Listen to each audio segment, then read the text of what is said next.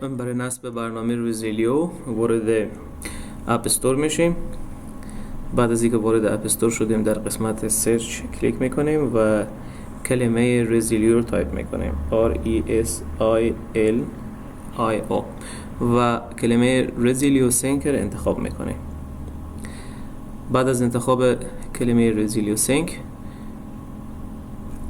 آپی که مربوط به همین برنامه میشه نصب میکنیم که من قبلا نصب کردم و بعد از نصب باز میکنیم. یک سلسله تنظیمات در او انجام میدیم که بعداً برای امنیت بیشتر لازمه.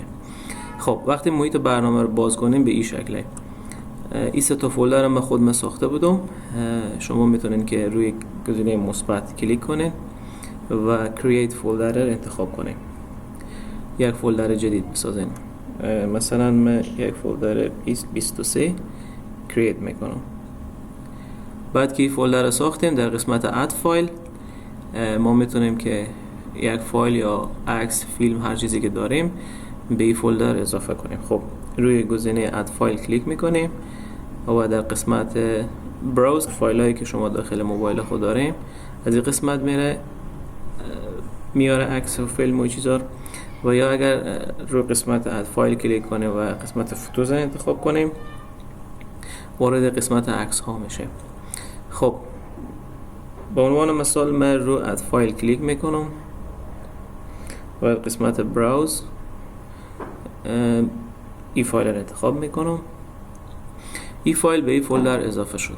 حالا بکر میزنم و فولدر 2023 وجود داره. در قسمت information یک علامت کوچکی که اینجا هست کلیک میکنیم. بعد در این قسمت گزینه شیر وجود داره. خب تنظیمات شیر هم وجود داره. اول رو شیر کلیک میکنیم و از ما میپرسه که به چه صورتی میخوایم شیر کنیم، از طریق ایردراپ، مسیج، واتساپ. به عنوان مثال ما میخوایم اصلا از طریق QR کد این کار رو انجام بدیم. گزینه QR کد رو انتخاب میکنیم، یک QR کد میده، این QR کد اسکن میکنیم، فولدری که وجود داره برای اون شخص شیر میشه. و یا اگر خواسته باشیم از طریق واتساپ میتونیم که او رو شیر کنیم یا لینک کپی کنیم و او لینک از هر برنامه یا از هر طریقی که هست برای طرف بفرستیم. در قسمت تنظیمات، در قسمت پرمیشنز، اگر رید اونلی انتخاب کنیم فقط او میتونه اونا رو ببینه، تغییراتی آورده نمیتونه، چیزی پاک کرده نمیتونه داخل. خب لینک اکسپایرز، این لینکی که شما برای از او شیر کرده هیچ وقت از بین نره، همیشه ارتباط برقرار باشه، یا بعد از 1 روز، 3 روز، 1 هفته یا 1 ماه از بین بره، یا تاریخ میدیم برای او که کدام تاریخ باشه. خب ما انتخاب میکنیم که هیچ وقت از بین نره. وان تایم لینک، فقط یک بار قابل استفاده باشه، یعنی لینک یک بار مصرف باشه. یا مثلا برای یک مدت کوتاه میخوایم که امی فولدر شیر زیر پاز کنن، استاد کنن که او طرف نتونه از استفاده کنه، میتونیم که این کار رو انجام بدیم.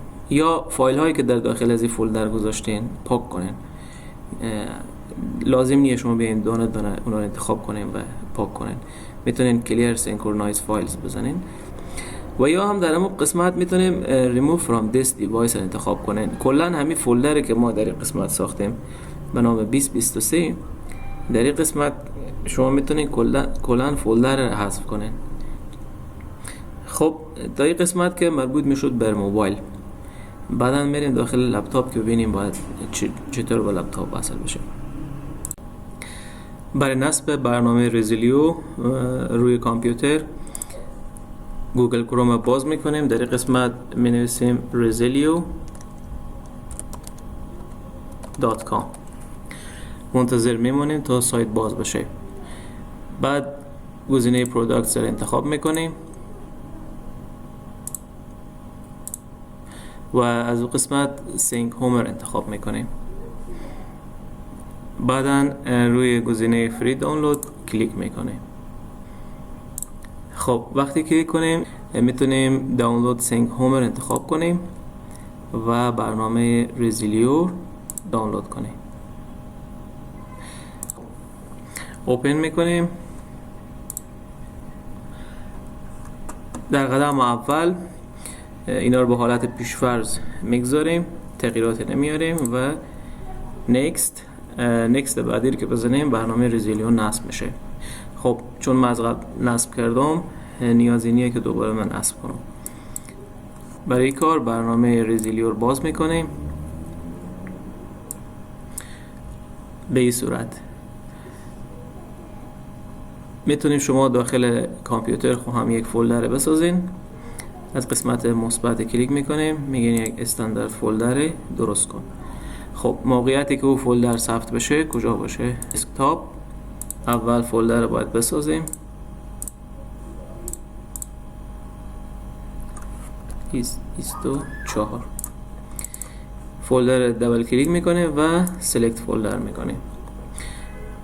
این فولدر چه خواصی داشته باشه؟ رید آنلی باشه یا رید اند رایت باشه؟ گزینه رید اند رایت انتخاب میکنیم نظر به شرایطی که داره. از طریق QR کد میخوایم که او شیر کنیم. حالا از طریق QR کد موبایل اسکن میکنیم و بعدی که اسکن شد در این قسمت اضافه شد. داخل از این فولدر باز کردیم. هر فایلی که ما قرار بدیم او به داخل موبایل یا او دیوایس دیگه که داریم نشان داده میشه. وقتی روی کلیک کنیم دانلود میشه. اگر خواسته باشیم این ارتباط بین موبایل و لپتاپ برقرار کنیم، بهترین حالت اینه که از طریق موبایل هات اسپات شیر کنیم برای لپتاپ که هر دو تا به یک روتر یا یک اینترنت وصل باشن. او وقت نهایت سرعت برای آپلود و دانلود داره. به عنوان مثال من از داخل موبایل حالا یک فایل چیزی اضافه میکنم که به داخل لپتاپ بیایه. من یک فایل بزرگتر انتخاب میکنم 82 MB. حالا که کلیک کردم چند ثانیه طول میکشه تا آپلود بشه. طوری که رو موبایل خود میبینم با سرعت 18 مگابایت در ثانیه آپلود شد.